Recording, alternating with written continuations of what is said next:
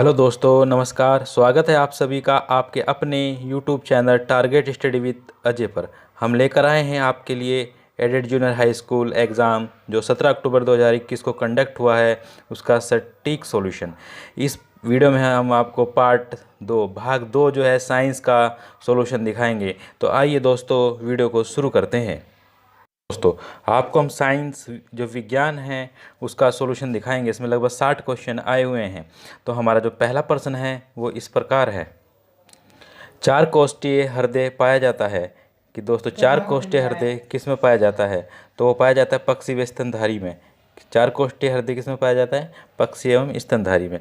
Next question है हमारा 52। स्तनधारी वर्ग के निम्न में से कौन से गण के सभी जीव पूर्ण रूप से जलीय होते हैं? तो पूर्ण रूप से जो जलीय होते हैं वो होते हैं सीटेसिया। हाँ जी, कौन से होते हैं दोस्तों? सीटेसिया। नेक्स्ट क्वेश्चन है हमारा, नाखून, पंजा, खुर और सींग किससे बनते हैं? तो नाखून, पंजा, खुर और सींग जो बनते हैं वो बनते हैं एपिडर्मिस से। किससे बनते हैं दोस्तों? एपिडर्मिस से बनते हैं। ऑप्शन ए इसका सही है। नेक्स्ट क्वेश्चन है, निम्न में से कौन सा विटामिन मनुष्य में रक्त का थक्का जमाने के लिए जिम्मेदार है? तो मोस्ट इंपोर्टेंट क्वेश्चन है ये, विटामिन से क्वेश्चन जरूर पूछा जाता है। तो विटामिन के जो रक्त का थक्का जमाने के लिए जिम्मेदार मानी गई विटामिन है। नेक्स्ट क्वेश्चन की बात करें तो 55 है हमारा, खुदाई करने की आदत वाले जीव निम्न अनुकूलन दर्शाते हैं। तो कौन सा अनुकूलन दर्शाते हैं? तो वो दर्शाते हैं खननी अनुकूलन। कौन सा दर्शाते हैं दोस्तों? खननी अनुकूलन। नेक्स्ट क्वेश्चन है 56वां क्वेश्चन है हमारा, एलिसा। एलिसा का कार्य सिद्धांत क्या है? जो एलिसा टेस्ट किया जाता है वो एड्स के रोगी के लिए किया जाता है, क्योंकि जो एलिसा टेस्ट किस लिए करते हैं? हाँ जी, जो एड्स होता है वो वायरस से होता है। कौन से वायरस से होता है? HIV। तो दोस्तों, HIV जो पॉजिटिव होता है व्यक्ति, उसके लिए कौन सा टेस्ट करते हैं? एलिसा। और एलिसा जो टेस्ट है किस कार्य पर या किस सिद्धांत पर करता है ये कार्य? तो वो करता है antigen. Option B, antigen antibody परस्पर क्रिया से। चलते हैं question number 57। BT toxin gene code क्या है? तो दोस्तों, BT जो है टॉक्सिन कोड है वो CRY। हाँ जी, क्या है? CRY। नेक्स्ट क्वेश्चन है हमारा, निम्न में से किस प्रक्रिया में ऑक्सीजन की आवश्यकता नहीं होती? तो दोस्तों, ऑक्सीजन की आवश्यकता जो नहीं होती वो है प्रकाश संश्लेषण। हाँ जी, प्रकाश संश्लेषण। ये ऑप्शन ए, इसमें थोड़ा डाउट चल रहा है दोस्तों। कुछ बुक्स में ये ग्लाइकोलिसिस दिया है और किस में प्रकाश संश्लेषण है, तो हम इसको अभी ऐसे ही छोड़ते हैं।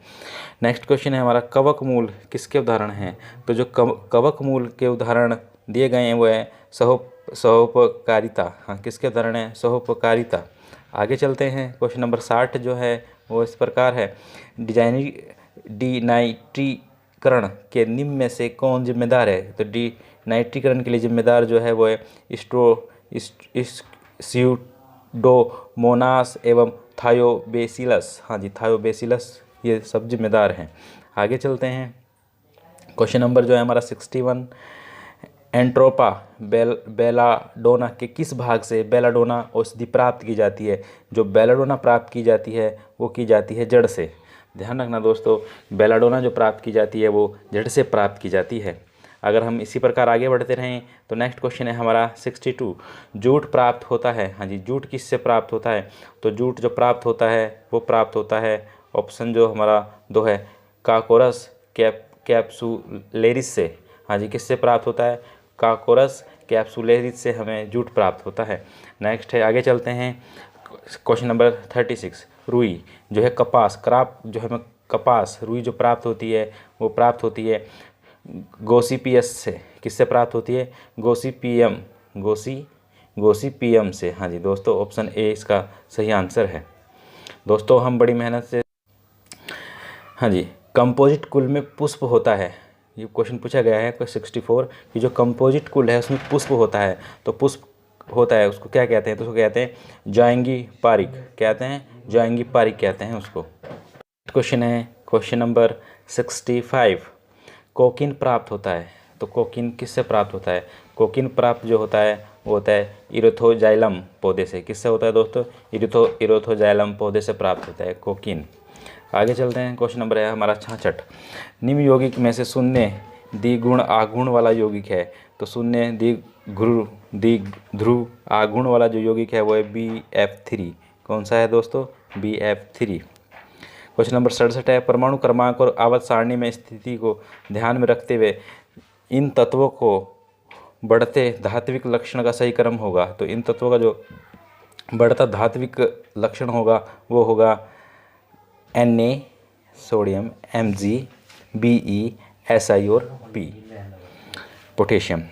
क्वेश्चन नंबर 68, फोटोकेमिकल स्मॉग का मुख्य अवयव क्या है? तो फोटोकेमिकल स्मॉग का जो मुख्य अवयव है वो N2 गैस और Pn गैस। तो बोलो तो ऑप्शन 1 और 3 इसका सही आंसर होगा। मतलब एक पदार्थ की प्रतिरोधकता ताप बढ़ाने पर घटती पाई गई है, पदार्थ कौन सा होगा? तो पदार्थ जो होगा वो होगा दोस्तों नाइक्रोम। कौन सा पदार्थ होगा? नाइक्रोम। नेक्स्ट क्वेश्चन है, निम्न में से कौन सा ग्राफ किसी वस्तु के स्वतंत्र गति से गिरते हुए त्वरण A एवं T को दर्शाता है? तो दोस्तों इसमें जो क्वेश्चन का ऑप्शन बताया गया है ऑप्शन 2 इसका सही रहने वाला है। क्वेश्चन नंबर 74, 1 GB, हाँ जी 1 GB किसके बराबर होता है? या 1 KB। क्वेश्चन है 1 KB किसके बराबर होता है? तो 1 KB किलोबाइट जो बराबर होता है 1024 बाइट के बराबर होता है। किसके बराबर होता है? 1024 बाइट के। निम्नलिखित में से किसकी आवृत्ति अधिकतम होती है दोस्तों? तो क्वेश्चन है इसमें सबसे अधिक जो आवृत्ति होगी, हाईएस्ट फ्रिक्वेंसी होगी वो होगी एक्स किरण की। किसकी होगी? एक्स किरण की। क्वेश्चन नंबर 76, एक कार एक निश्चित दूरी की प्रथम अर्ध दूरी V1 चाल से तथा द्वितीय दूरी V2 चाल से तय करती है। संपूर्ण यात्रा के लिए V1 तथा V2 का जो औसत वेग होगा या औसत चाल होगी वो क्या होगा?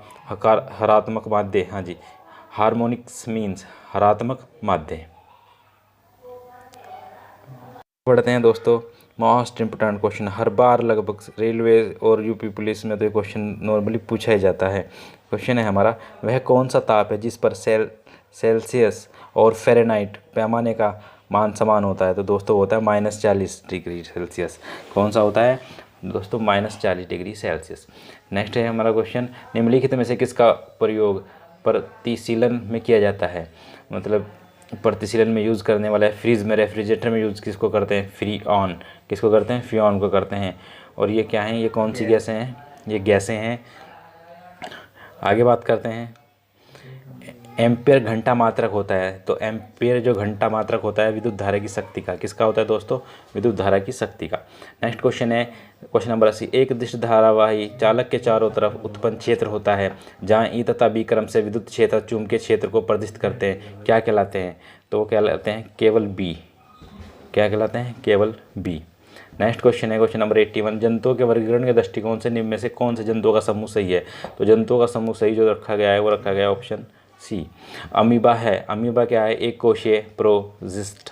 क्या है दोस्तों? एक कोशीय प्रोटिस्ट कहा गया है अमीबा को। क्वेश्चन नंबर अगर हम 83 की बात करें, नाल तंत्र की उपस्थिति कायलम विशिष्ट लक्षण होता है। तो किसका होता है ये लक्षण? ये होता है पोरीफेरा का। किसका होता है? पोरीफेरा का ये लक्षण होता है।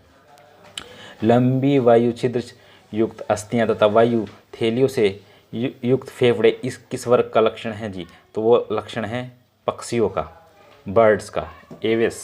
हाँ जी, लंबी वायु छिद्र युक्त अस्थियां तथा वायु थैलियों से युक्त फेफड़े किस वर्ग का लक्षण है? ये पक्षियों का लक्षण है। नेक्स्ट क्वेश्चन है दोस्तों हमारा क्वेश्चन नंबर जो है 85। हाँ जी 85 है, लाभदायक कीट हैं। इनमें से लाभदायक कीट जो हैं वो है एपिस। कौन से होते हैं? एपिस। रेशम के कीड़े का पालन पोषण कहलाता है दोस्तों। तो ऐसे याद रखना, रेशम से क्या बनती है? साड़ी। और और उसके रेशम का से साड़ी बनती है। और से क्या होता है? सेरीकल्चर। से साड़ी और से सेरीकल्चर। नेक्स्ट क्वेश्चन है 87, शरीर का श्वसन केंद्र उपस्थित है। तो शरीर का श्वसन केंद्र जो उपस्थित है मस्तिष्क के मेंडुला में। किसमें उपस्थित है? मस्तिष्क के मेंडुला में। नेक्स्ट क्वेश्चन है हमारा क्वेश्चन नंबर 88, हेनले का लूप संबंधित है उत्सर्जन से। हाँ जी, हेनले का जो लूप संबंधित है वो किससे है? उत्सर्जन से। आगे बढ़ते हैं, निम्नलिखित में से कौन मनुष्य के शरीर का ब्लड बैंक कहलाता है? तो मनुष्य का शरीर का जो ब्लड बैंक कहलाता है वो कहलाता है प्लीहा। हाँ जी, क्या कहलाता है? पलिया ही ब्लड बैंक कहलाता है। नेक्स्ट अगर हम आगे चलते हैं क्वेश्चन नंबर 1990 पर, पॉलिप और मेंडुयूसा शरीर के वैकल्पिक रूप संघ के जंतु में उपस्थित होते हैं, तो उनको क्या कहते हैं? उनको कहते हैं सिलेटेरा। क्या कहते हैं? सिलेटरेटा। नेक्स्ट क्वेश्चन है, ये केमिस्ट्री का क्वेश्चन है। NO2 नाइट्रोजन, ऑक्सीजन, फास्फोरस तथा सल्फर के नाइट्रोजन, ऑक्सीजन, फास्फोरस तथा सल्फर के विद्युत ऋणात्मकता के मान निम्न क्रम में बढ़ते हैं, तो किस क्रम में बढ़ते हैं? तो पहले फास्फोरस, सल्फर, नाइट्रोजन और फिर ऑक्सीजन रहेगा। आगे देखते हैं, असत्य कथन इंगित कीजिए या असत्य कथन पर विचार कीजिए। तो ऑप्शन 2 असत्य है, तो उसको हम पढ़ देते हैं एक बार। गैसोलीन में टेट्रा एथिलेट TEL डाला जाता है ताकि वाहनों से निकलने वाली गैस वायु प्रदूषण उत्पन्न ना करें, तो ये असत्य, ऐसा नहीं होता। आगे चलते हैं दोस्त, आगे बात करते हैं XEF6 में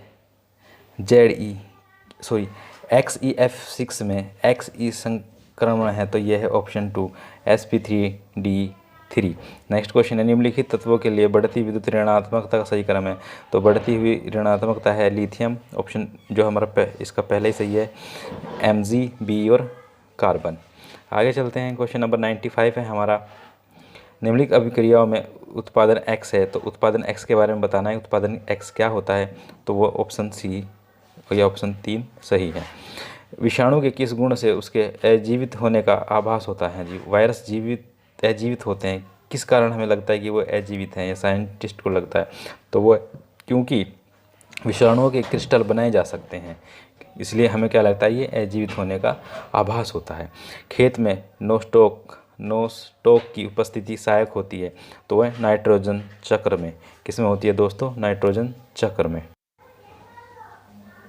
निम्न में से कौन सा न तो प्रोकैरियोट है न ही यूकैरियोट है? तो वह है TMV। तो क्या है दोस्तों? TMV। किस दशा में गुणसूत्र की दोनों भुजाएं समान होती हैं? तो मध्य केंद्री में। किस में होती है दोस्तों? मध्य केंद्री में।